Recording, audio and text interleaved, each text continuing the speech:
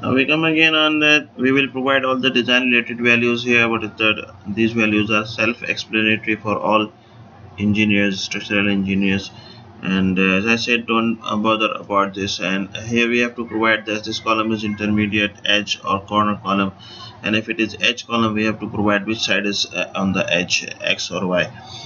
And then this is the selected by diameter. Of course, you have an option, you have a right to change this. You can change this, as this is yellow highlighted color, so we can change this value.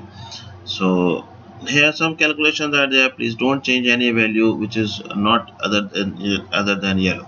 Now I can change this to 16 mm die as well. This is the foundation schedule. This will be populated once the foundations are derived and designed. And this is the SAP beam output. This will also populate it when we will take that when we will select the SAP file. And this is the beam design template. And here also all this data yellow, this data shall be taken from the SAP. And here we will provide which rebar we are going to provide in this beam.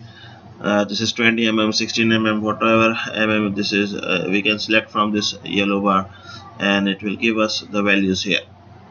And finally the beam schedule will be provided here. Once the beams are designed, all the values shall be provided in this shall be populated here. Okay, now